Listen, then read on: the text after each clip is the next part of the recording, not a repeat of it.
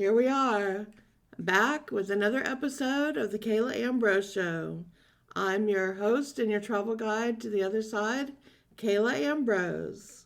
As always, you can find out more information about me on my website, exploreyourspirit.com. Sign up there for my free newsletter so we stay in touch and you'll find out about all the things going on. One of the things going on right now is I'm teaching a live class about the Akashic Records. It's a 6-week class, and we're exploring your past lives and going into the Akashic Records and then looking at the present and what you're recording in the Akashic Records. And then at the end of the class, we're going to go to the future because time is not the same over on that existence, of that plane of existence. So we can look into the future. So that's what I'm working on right now with students over in my Academy of Mystical Arts and Spiritual Sciences, where we study all types of things of this nature. I like to say I'm not New Age, I'm Old Age. I teach esoteric wisdom teachings, ancient wisdom teachings. These were taught in ancient Greece, ancient Egypt, ancient India, further back, Samaria, Mesopotamian times, going all the way back. These type of teachings, called wisdom teachings or esoteric teachings, have been passed from teacher to student. And when I came back this lifetime, I remembered studying in these mystery schools. I remembered being part of the mystery schools, many times as a student, other times as a teacher. And I came back again and found my teachers, study with 3 different teachers to learn the different types. And they kept telling me I was going to be a teacher in this lifetime. And at first I didn't know if that was really how it was going to be, but sure enough it did, and that's what I do. If you want to know what is a mystery school, what type of things do people learn in a mystery school, the easiest way is to get my book, 9 Life-Altering Lessons, Secrets of the Mystery Schools Unveiled. That book shows you the first 9 wisdom teachings that I teach to every student who studies with me. It's about going within, transcending from ego and the lower level chakras into your higher self and a connection and a discussion with who you are on a soul level and finding your purpose while you're here. What did you incarnate down onto this earth plane to do and to experience and to share in this lifetime? And that is what I love to teach. But I teach about a lot of other things in the academy. How to see auras, how to get psychic, how to understand and connect with the solstices and equinoxes and all the rituals for the changing of the year and the seasons. I teach the wisdom teachings. I teach the Akashic Records. I work with a lot of clients and show them everything from seeing future trends to how to grow their business, to how to build an online business. And I do intuitive interior design, showing people how to make their home their temple, their sanctuary, their place full of so much good energy that it not only makes a pleasant place for them to live, but it is supportive energy that can hold you and help you as we go through all these transitions. A lot of different hats, but they're all the same thing. They're all about intuition and energy and good vibes and how to attune that. Whether you're doing it in your home with decorating, whether you're doing it from the inside out with your soul, which is where everything should start, whether you're using that wisdom to be of service of humanity, helping yourself to grow and evolve, understanding why you're here, being a better person just in general, tapping into your gifts and psychic abilities. Whatever the reason, it's all many paths, one destination at my website, exploreyourspirit.com. So I hope you'll come check it out, try it out, see if it appeals to you. On today's show, I'm going to do an Ask Kayla question. So if you don't know, you can go on my website on my contact form and send in an Ask Kayla question about any topic you'd like me to discuss in a podcast. For this particular question, this was a question that was raised by one of my students during the Akashic Records class we were having. And there were some that expressed interest in knowing more. And I said, okay, I don't have the time to discuss it in this class, but I will answer it in a podcast. So here goes. The question is, can you tell me more about what is a star seed and how does that connect to aliens? And what is some of the history there with aliens? Huge topic. I can't cover all of it in one little podcast, but this could be the start of many forthcoming podcasts where I will talk more about alien life, alien theories, other civilizations, and what that means for us. So for today, we're going to delve in a little bit on the star seeds. Now, remember I said I'm not New Age, I'm Old Age. I teach the ancient wisdom teachings. There are a lot of New Agers out there that are sharing some information, and it can get a little scattered. And sometimes they know part of the information, but haven't studied at the deeper level or looked into the history and the research. So I advise you to look deeper whenever you're learning something online or from anyone, myself included. If you read the first page of my 9 Life Altering Lessons book, I say, even while you're reading this, you don't believe what I say. Verify for yourself. Go within and see if it feels right. This is now more important than ever to verify things, do your research, and see what rings true to you. So I'm going to share with you what I know and what I was taught, but in no way am I trying to convince you. Okay, so starseed. Some say that word starseed actually came from a book that Brad Steiger wrote. Now, if you've listened to my podcast, you've heard me tell a story about Brad Steiger before. He's an amazing author and researcher, wrote over 170 some books in his lifetime, and he's been wonderful to me. He's endorsed many of my books. I used to have him on my podcast years ago to talk about a lot of his books. Just an amazing, amazing man. In 1976, I think, one of his books he wrote was called The Gods of Aquarius. And in it, he mentions star seeds, where there were beings from other planets who then incarnated into the human race.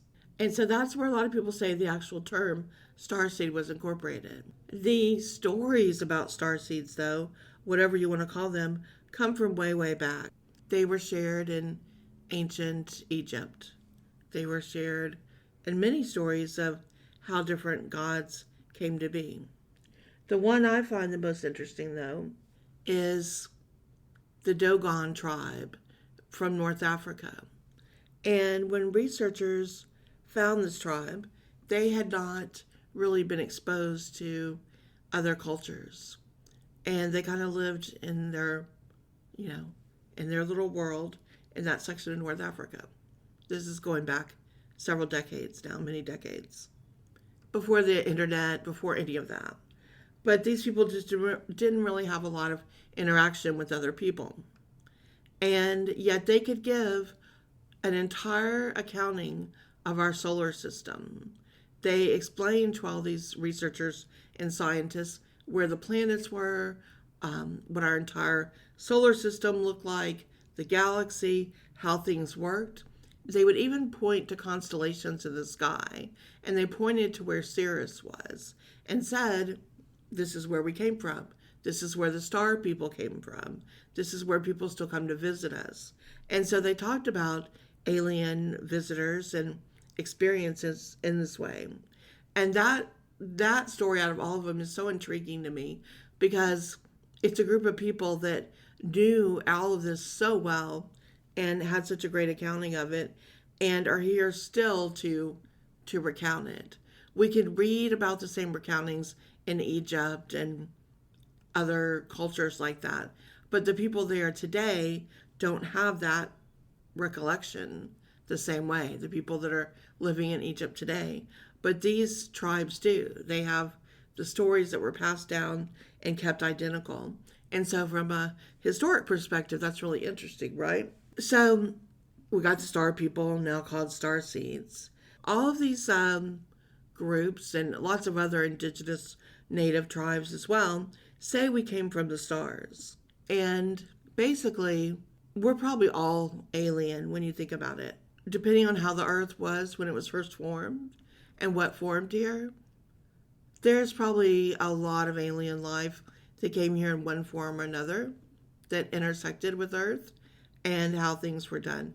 There are so many stories of this. Okay, so we're just going there today with all this talk, aliens and what like. So let me just go there. Zachariah Stitchin. If you haven't heard of him, write his name down. He wrote a lot of books. One of them is called The 12th Planet.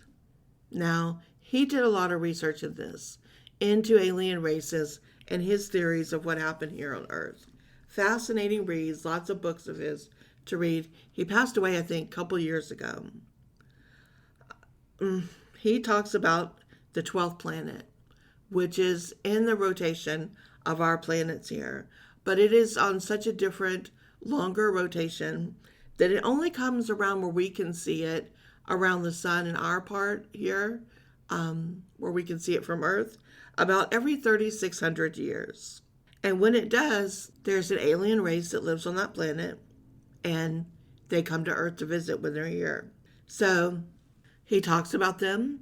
I think he calls them the Anunnaki. Maybe Anunnaki. There are much other scholarly people that know much more details about this than I do. I'm giving you a quick overview. But the Anunnaki, and I think he says they're first notated in our history around the time of the Sumerians. Now, that's going way back in time. That's going way before even ancient Egypt. That's way back, going into Mesopotamia, Sumerian times, way back, Babylon, way back. And there's stories there that are still preserved and still can be found that historians look at. Many of those stories that were told in Sumerian times have been passed down for so long that as other cultures then would meet these elders, these people from these groups, some of other humans would be captured by these people, held as slaves. Some became just merged part of that group. They would hear these stories that were passed down. One of them was a story of a great flood on Earth. Now, when I say the great flood, I'm not talking about the time of Noah and the ark. That is actually a story that had to do with a localized flood, the story of Noah. And again, without going too much off topic here, that's a story for another day. But research has shown that that flood that was recorded around the time of Noah was actually just a localized flood in that area. And I could say a lot more about that. But the Jewish people that were recording those stories had learned these stories from other people they had been around, because they were very nomadic at that time and moved around and learned stories from much older civilizations. And they had heard the story of the Great Flood. So they created that as a parable, trying to teach their nomadic tribes things about morals and parables and things to do and good versus bad. So they used the story of a localized flood and blew it up into something bigger. And the original story came from a much older time where geologists and scientists have shown that there was a great flood much, much thousands of years earlier than what someone would call the time of Noah. And in these stories, there are many reports of the Anunnaki, an alien race who came to Earth. And they used humans that were here as slaves. They wanted to mine gold. They needed gold for something to do with their planet or spaceships or whatever they had a need for it. And so gold was the most important thing they had found on Earth. And so they were using all these different equipment and things trying to mine the gold, but it was really found that humans were the right size and the right tool to really get in there and mine that gold. So as the stories go, there was some genetic engineering done on humanity. and some splicing done, and parts of our DNA were moved around. So, in some ways, it made us more intelligent on the earth plane to communicate with each other in order to get work done. But other things were put in there as well that stopped some of our other things that would have evolved at the same time. Our ability to be more telepathic, our ability to create things on a faster level, some of the more what we might call magical things were messed with as well to keep us from not being as strong as we were supposed to be. There's a lot of theories about this of how and why we were created. Were we a great experiment? Were we to see what just a creature could do that was made and then had free will? How long would it take us to evolve? What would we do with it? And so it was considered that they kind of messed with our evolution and were messing with it by continuing to do this and enslave us and have us mine for gold. And so eventually that attention was caught by other alien races who came and said, hey, this is not part of the deal here. There was a prime directive that Earth was going to be left alone to see how these people would turn out doing whatever they wanted to do with free will. It's an experiment to see how they would grow and evolve. So you're not supposed to be messing with them. But by that time, the damage was done, and people were suffering a lot because their evolution had been changed with a radical jump. And so there's stories then of, in ancient Egypt, of this alien god called Thoth who came and kind of showed things about light and fire and heat and also how to write and communicate and put things down on paper or papyrus at the time and how to keep records of things, because they felt that now that we had been spliced in this way, which in science many people refer to as the missing link, how we went from being kind of Neanderthals with not using a lot of our brain, not really, living the kind of existence we are now. Where was that missing link where we kind of went from Neanderthal to Homo sapien, as we're called now? And what made that genetic leap? And that's the missing link they're always looking for. So this is what Zecharia Sitchin and some others like him poses that theory that there was an alien intervention with genetic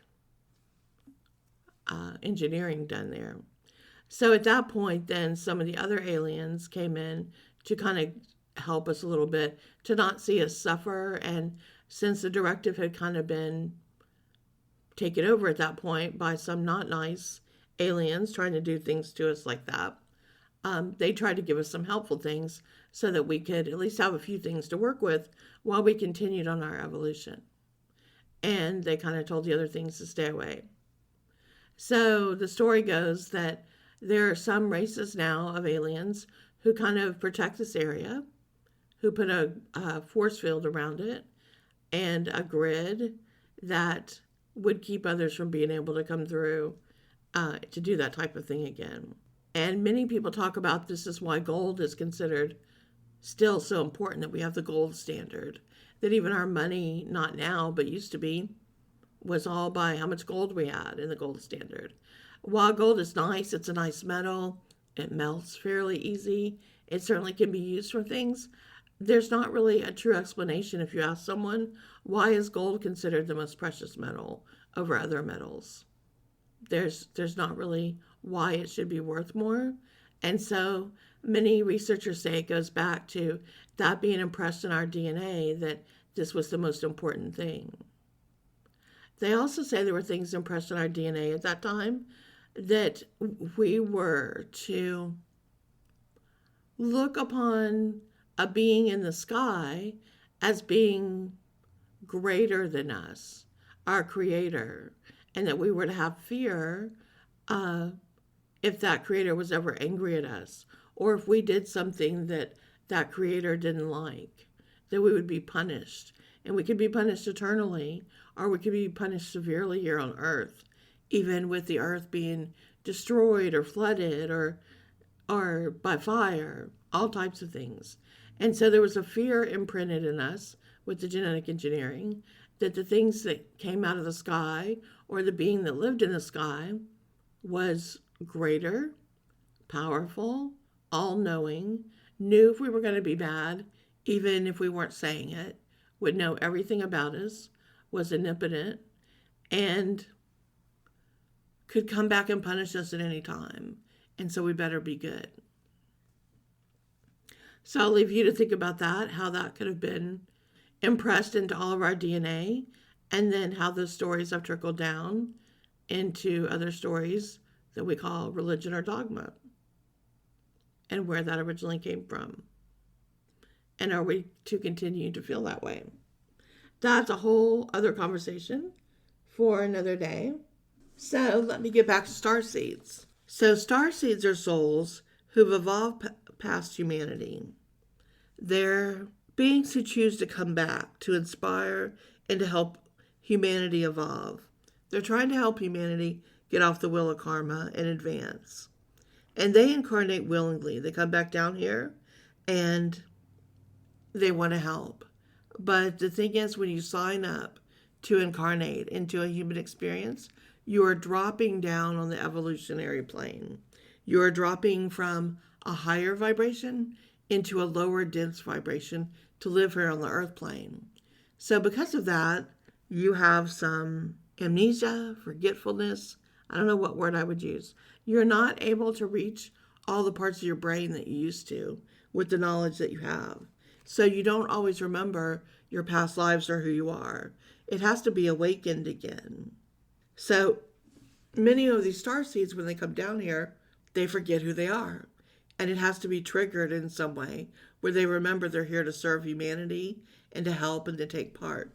If you're wondering, are you part of a starseed? Here's some generic and general tips that show that you might be one. First, you might really be a person who's willing to introspect deeply. You want to know all the reasons why. You look deeply at everything in life and you want to know why all of it happens like it happens. And you're drawn to things like mystery schools and wisdom teachings and esoteric wisdom and ancient mysteries and hidden mysteries and ancient Egypt and Atlantis and Lemuria, all those things. You know these things are true. Second, you often have a feeling that you want to go home. And you know that Earth is not really your home. And you don't really know why you don't fit in with humanity and why you don't get the things that some of humanity gets. You just know you don't quite belong. And this probably has been this way your whole life since childhood. You were more empathetic, you were an empath, you were psychic, and as a child you were probably drawn to magic. You were drawn to reading about Egypt and Atlantis or mythology and studying things like about witches and fairies and the pyramids and all kinds of metaphysics. And even as you wanted to go home and you knew you didn't quite belong here, you also struggled a lot here. It wasn't easy to understand the other children or adults. You're an old soul, you feel like. And sometimes you'd rather be alone than be with people who are acting from their lower level vibrations. People that are making fun of other people, are angry or bullying or just being mean for no reason, are just too much in the lower level stuff. You don't want to drift down there and be that. And you don't understand why they hurt each other and why they hurt themselves. You don't understand why they would take drugs. You know that there's no reason to take drugs. To reach the higher planes, to reach communication with the other side, you know that you have to be in your purest state and in a clean state, and that using drugs won't get you there. You don't understand why they drink. You don't understand why they do so many things to stop from being awake or aware or to sort through their feelings and go deeper.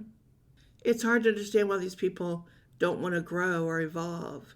and why they don't self-introspect or even self-improve. Those who spend their life avoiding these things, they live in fear and in their very basic ways. They're focused completely on their physicality and their physical looks and don't really explore the depths of their mind or their spirituality or their emotions. In fact, they usually try to block or run away from them. Starseeds don't do that. They want to go deep. They want to explore. They're hugely intuitive and empathetic and want to help. They know they're here for a purpose. They know their purpose is to help the world, and they never feel content until they can align with that purpose and do what they're here to do.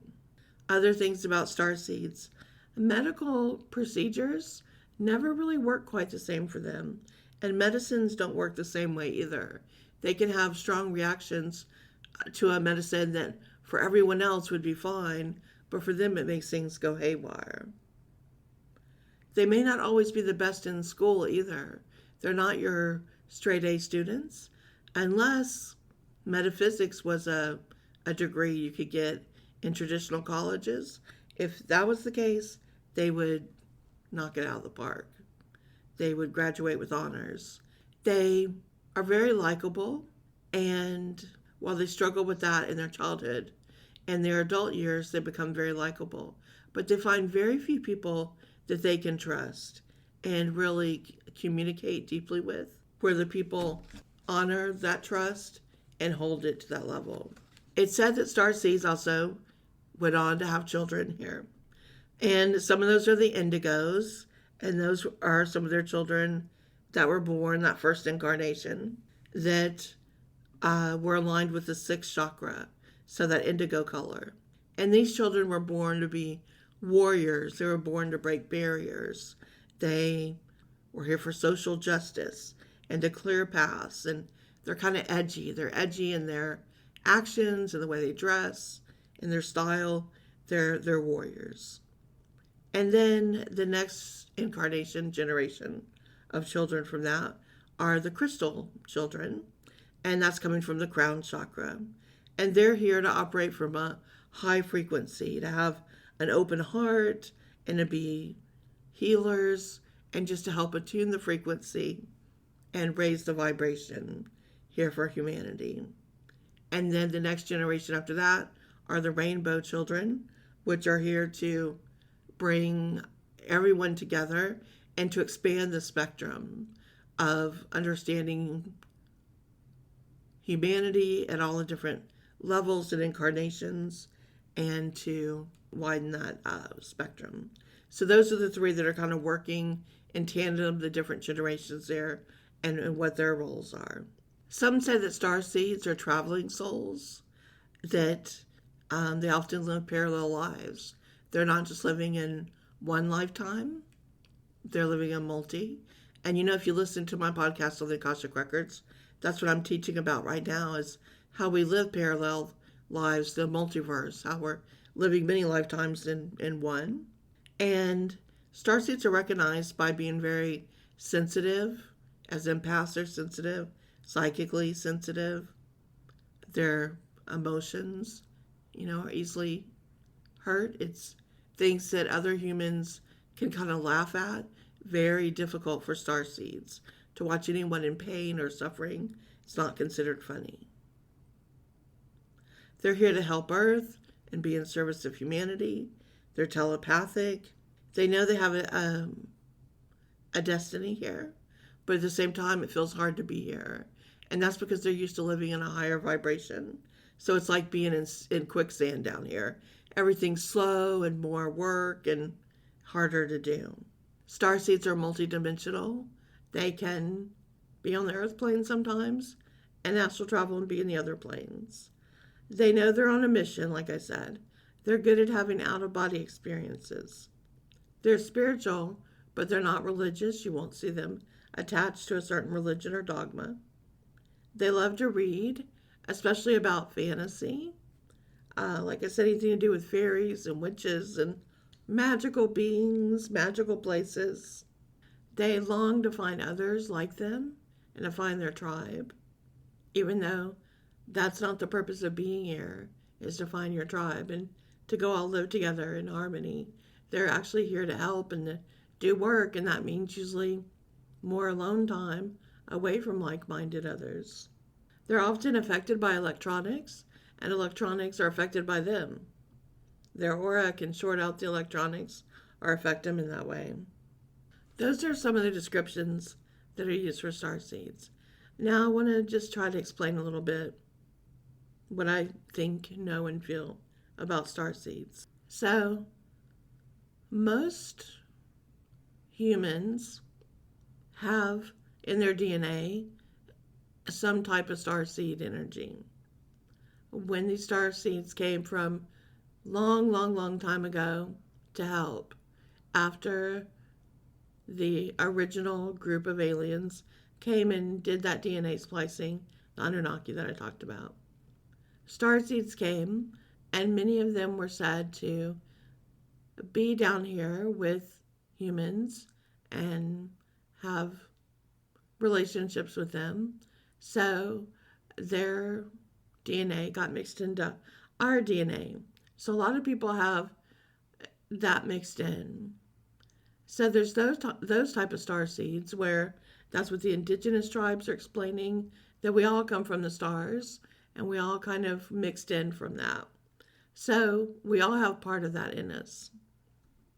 And then there are others that are directly incarnating, meaning they have been incarnating on other planets, not just in the human incarnations.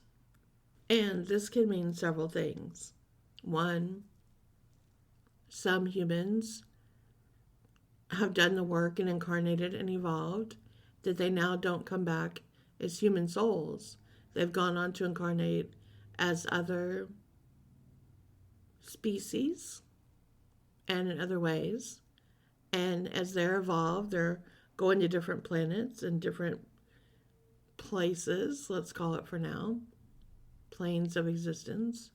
And they decide to come back to help humanity because we're all trying to help humanity evolve and get off this wheel of karma that's going on here. So they choose willingly to come back as a soul and drop into a human body, not having a human soul, and to take part that way. These were humans and then evolved beyond that to the next level, and they're coming back. So they remember a lot of humanity. And there are some other star seeds that haven't been human, but have a direct interest in wanting to help, who also will come back and take a human form in order to help humanity and to be part here. What do both of these types have in common with each other? Well, the thing is, these star seeds don't run around telling you they're star seeds. They're not running around screaming, I'm a star seed, I'm a star seed, I'm special, I'm here to do this or that. They just get on with their work. Whatever they're here to do, they get on with it and they do it. And they help and serve humanity in whatever way they do. And it's not all by teaching metaphysics things, though some of them do.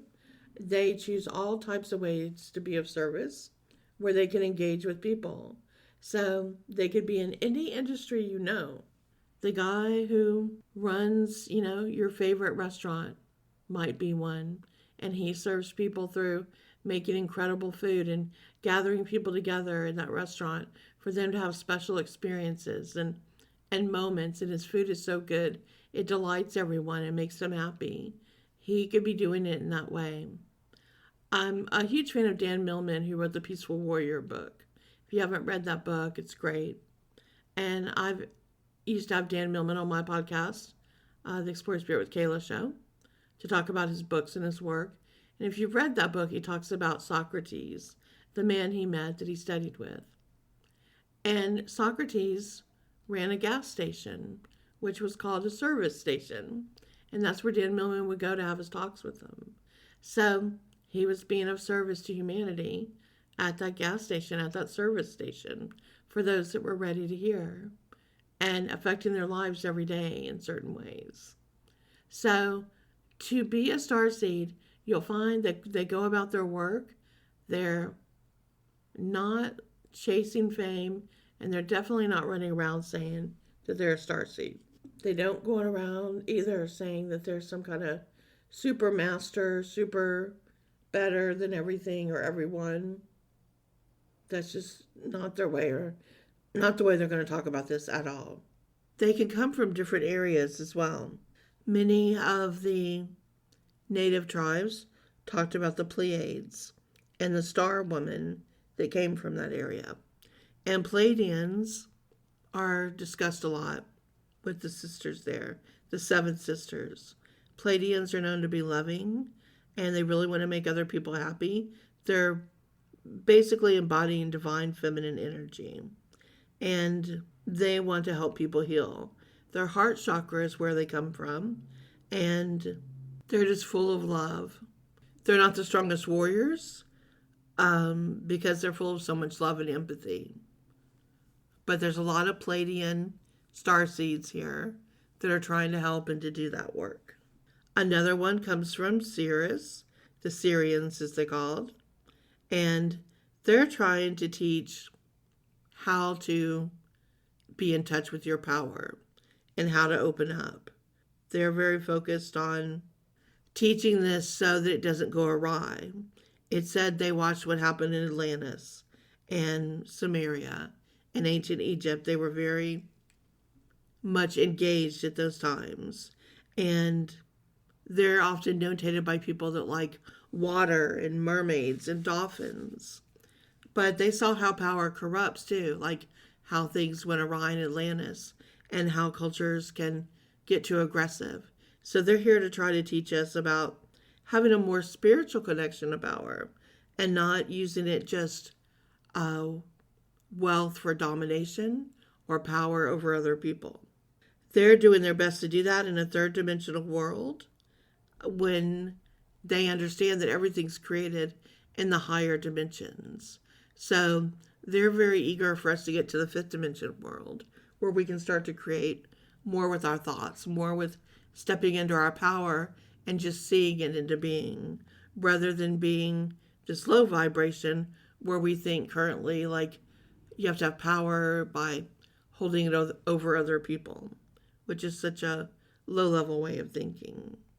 There's also those from Andromeda, and they're here to show about freedom, about not being tied down, not believing something just because it's said to you, not just because it's always been the rules. They're here to help you think about the rules and do they really have a point or are they just here to control? They're here to help us find freedom and to release in that way. They're very telepathic. And it said the Andromedians, Andromeda, whichever way they're called, that they came here after what that race of aliens called the reptilians came here. And that they were trying to control us as well. And they stepped in saying, no, after we caught what happened originally, we're not allowing any races to do anything. And so they put a stop to them, stop the enslavement that was going on.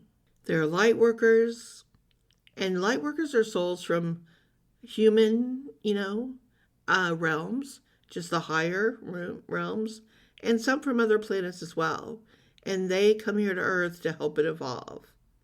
They want to help humanity kind of level up, go to the next thing, and they're here to help raise the consciousness of everyone so that all of us can be free from this lower level vibration planet that we're on.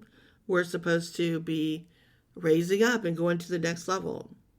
Lightworkers don't really belong to any particular planet or race or group.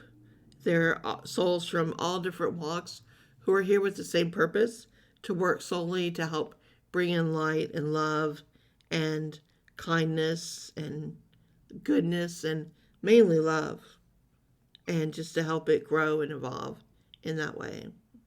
There are the Arcturians, And this is considered one of the most advanced civilizations in our galaxy.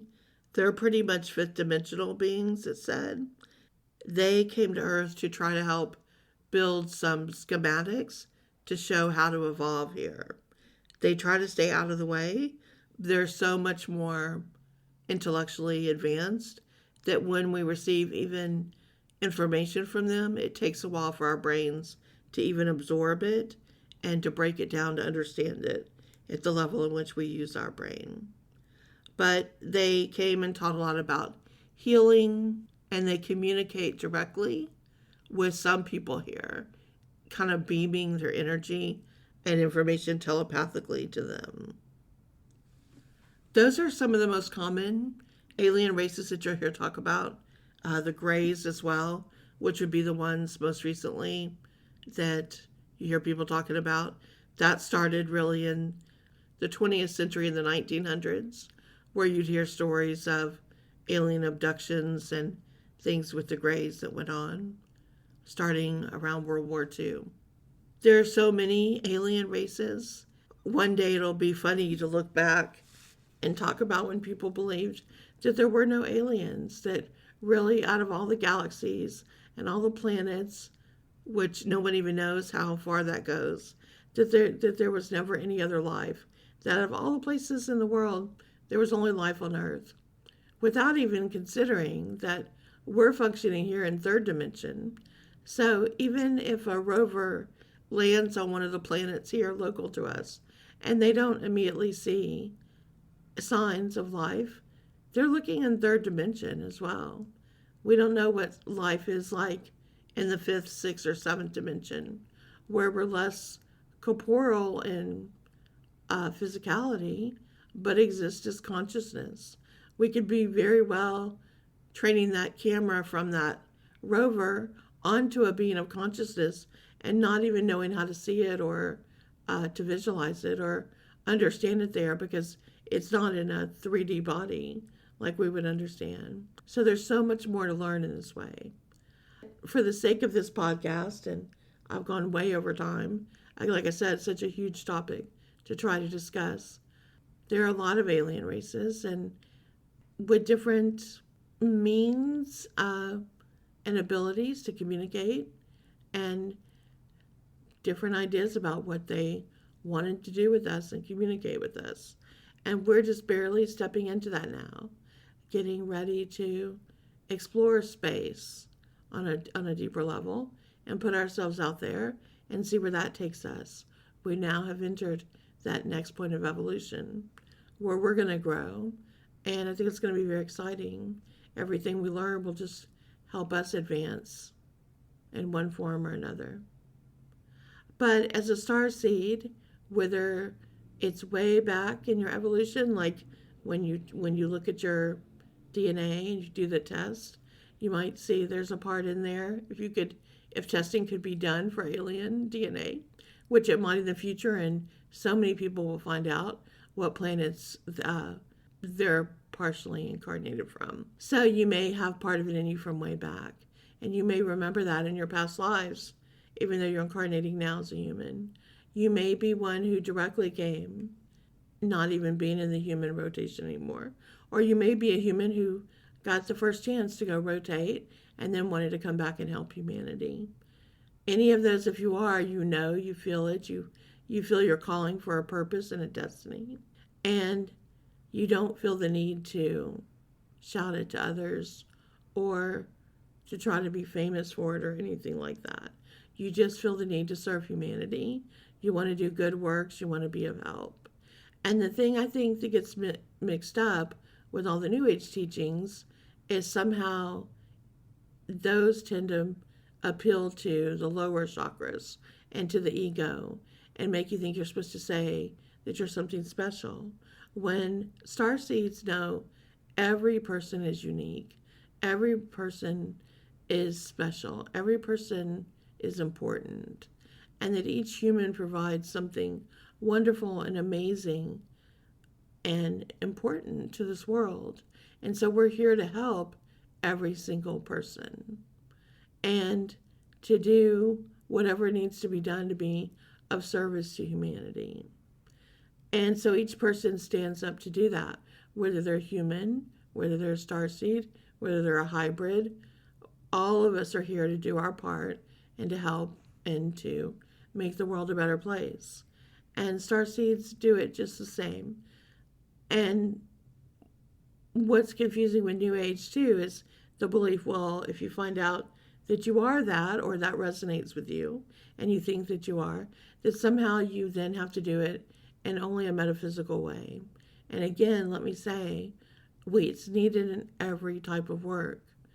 To be empathic and intuitive and loving and kind, all the things that starseeds embody, that's needed in healthcare, it's needed in the law, it's needed in prisons, it's needed in teaching, it's needed in restaurants, it's needed in daycares, it's needed in every walk of life, tending to the gardens, landscaping, building things, making homes safe and good, making products that are healthy and safe and good. Anything you can imagine, any job in the world, IT, keep going, just throw them out. Starseeds are needed to do every one of those jobs to make sure it's the best that it can be, that it will help and heal and care and lift the energy. So it's not about finding a certain only vocation. It's about doing whatever you want to do, but doing it with that purpose in mind, to lift and to care and to make the world better wherever it is. If your job, if you were here hundreds of years ago and your job was to go to the river every day and get pails of water and bring the water back to the home so the family could have it, and every day as you sloshed with those buckets, you were blessing the water and you were thanking the river for the water. And as the bucket sloshed, you were saying, "Hi, grass, that I walk along this path. Enjoy this water as it sloshes." And you were willing the grass to grow and be happy, and that flowers would grow there to be beautiful on the path for people to walk there. And then you were blessing the water and you got home and saying, "May this water nurture the family as they drink from it and cook from it and bathe in it." And that's all you did. That is helping and being in service. There is no job too small, no job too big. We need more starseeds that are CEOs, more starseeds, and certainly in other places where it would make a difference, like banking and wealth and everything you can consider. So don't let the thought of being something like that make you think there's only one way to do it, such as doing psychic readings or something. It is whichever calls to you. It's a way of being, not a way of doing. Work is what you do, but the energy that comes from within you is what you are being. And this is where we are now. We are in the age of being, not doing. Not about what title do you have, but who be you? Who are you? And why are you here? And those are the age-old questions. Who am I? What is my purpose? What is my reason for being here, for being born at this time? What can I do to be of service? If you focus and go inside and ask yourself those questions, you'll find out the rest. It will be revealed to you if you're a starseed or have any of that other energy, and you will receive the calling and the nudges and the things to do. You'll know them. They'll feel right. You'll get the goosebumps. You'll feel the tingles when you're doing the right thing. And it's in any way that makes someone's life better or enriches it at all. Okay, well, I went way over today with this podcast, but I hope this information was interesting and helpful to you, and I'll see you next week.